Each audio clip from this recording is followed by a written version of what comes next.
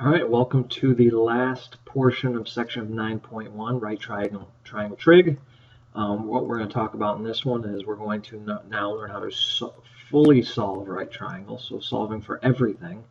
And we're going to do a real world example to show you how someone might possibly use this in the real life. All right, so this first page is the exact same page as the last one. We mainly are going to be using sine, cosine, and tangent. Okay, we don't use these new three very often, but we'll always have to remember SOHCAHTOA. Okay, so we're going to use that in our three examples here. All right, so it says solve the following right triangle. All right, so a couple things we need to do first before we start solving this. Okay, first I'm going to label my triangle. So here's angle A, so across from it is little a. Angle B is at the top, so little b is equal to 15. And angle C is across from little c. Okay, so this is how I solve right triangles when it says solve the following right triangle. I list my three angles with capital letters, and then I put my three sides with lowercase letters right next to it. Okay, the first thing I'm going to do is I'm going to list all of my knowns. Okay, I'm going to say, what do I know? Okay, so what do they give us? They give us angle A is 28 degrees. They tell us angle C is 90, so that's good. We're done there. And then they tell us little b is 15. All right, so that's all we know. They're always going to give you 3 of the 6. There's 3 angles, 3 sides, so they're going to give you 3 of the 6. You need to find the missing 3. Okay, and that's what it means to solve a triangle. All right, so first things first. Let's figure out this missing angle. We know that the 3 angles of a triangle always add up to 180 degrees, and we know that we have a 90 and a 28. Okay, so it was 90 plus 28, it's 118. Okay, so we have 118 of our needed 180. So 180 minus 118 is, okay, so if you can't do that, I'll just do it here. 180 minus 118 gives us an angle of 62 degrees. Okay, so our missing angle is 62 degrees. All right, so you should at least be able to do that. All right, so now we have 4 of our 6 necessary pieces that we're trying to look for. So now what we need is little a and we need little c. It does not matter which one you solve for first. You'll get the same answers. Okay, so this is the way I do it. All right, I'm going to circle the angle that we're going to use. You cannot use the 90. You have to use one of the 2 acute angles. And then you're going to label it based on which one you're trying to find. We're going to find A first. So across from our angle is our opposite. And you have to use the side that we know. So the side next to our angle is called the adjacent. Okay, so if we think back here, and I write SOHCAHTOA, which trig function? Okay, so remember we have the 3 trig functions. We have sine, we have cosine, and we have tangent. Which trig function uses opposite with adjacent? Okay, so hopefully you notice that that's tangent. So we're going to set it up tangent.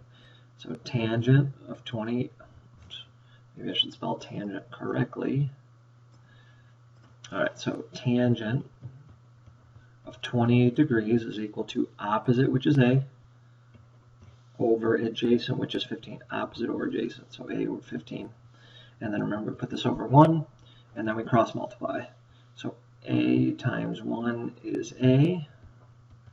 Tan 28 times 15 is tan 28 times 15. Okay, and then we basically use our calculator. So I'm going to type in tan of 28, close my parentheses, times 15, and that should give me my little a.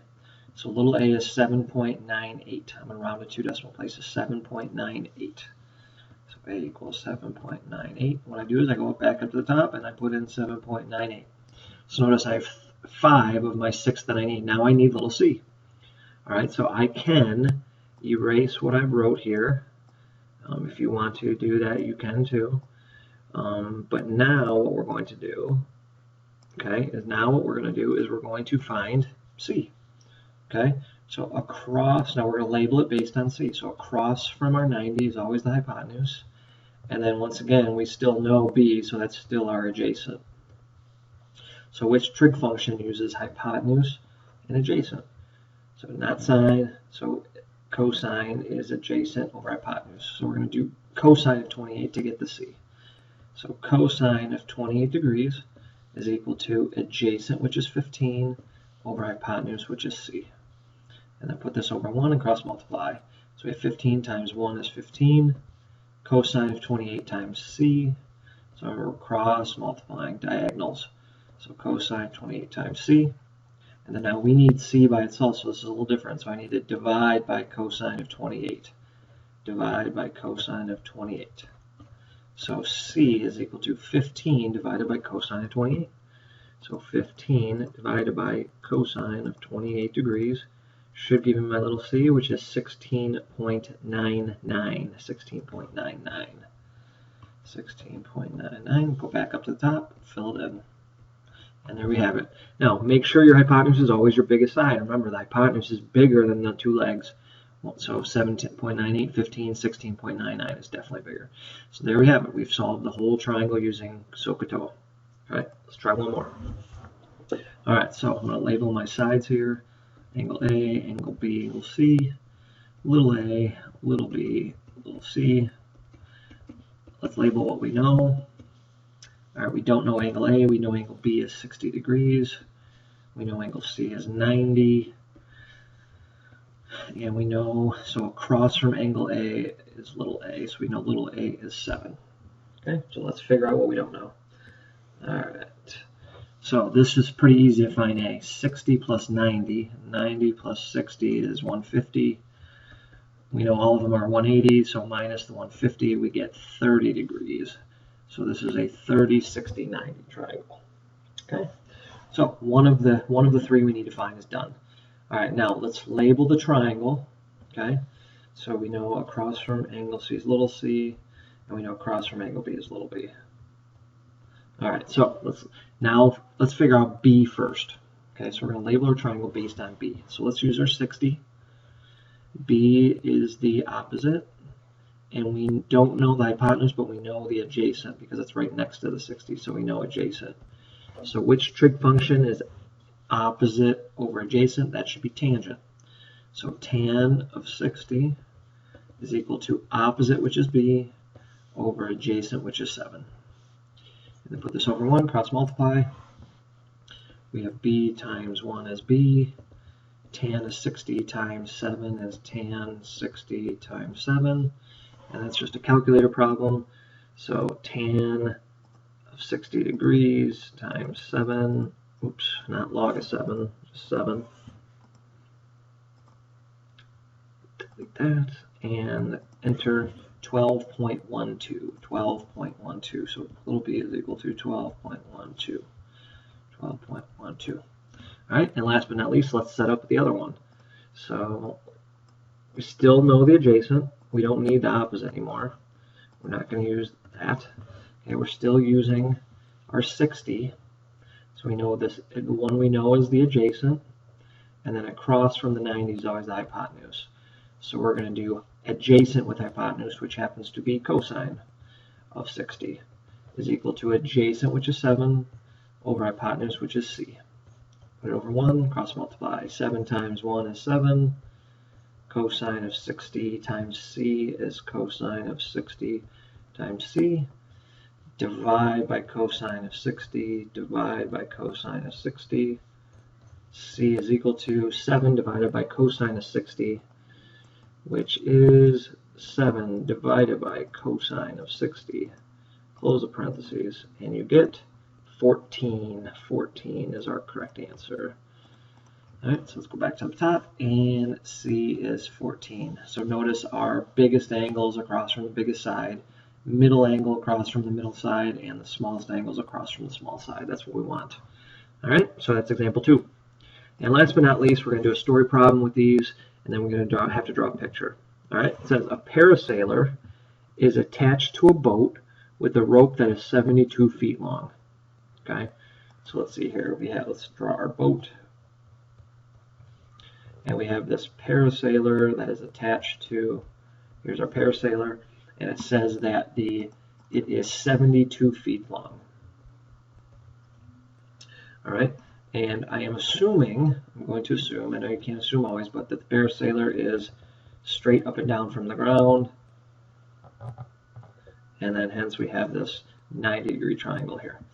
All right, so what does it want? It says the angle of elevation from the boat to the parasailer is 28 degrees. All right, so this angle from the boat to the parasailer is 28 degrees. And then it says estimate the parasailer's height above the boat. Okay, so how high is from the boat to the parasailer? So we're trying to find how high is the parasailer. So I'm going to call this side our x. I'll call that side our x. All right, and then we basically just have to set up our SOHCAHTOA problem and see what we have. All right, so here's our important angle. Across from the important angle is the opposite, and across from the 90 is the hypotenuse. So which trig function, okay, so remember we have SOHCAHTOA, SOH, CAH, TOA, uses opposite with hypotenuse. And hopefully you see that that would be sine. So sine of 28 is equal to opposite, which is x, over hypotenuse, which is 72. And then what we're going to do is we're going to cross multiply. So we have x times 1 is x, sine of 28 times 72. And that should give us our x value. So basically all we have to do is type that in our calculator. So sine of 28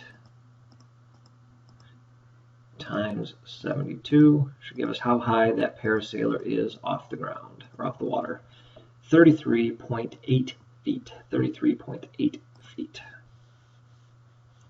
So 33.8 feet. And there we have it. So he is 33.8 feet off of the water. And basically all we did was set up triangles, and that's why triangles are important, because you can get lengths and distances using triangles. So I know construction workers and architects use trigonometry quite often when they're trying to come up with rooms and heights and building structures. So there you have it. There is section 9.1 part 2. I'll see you tomorrow. Have a good night.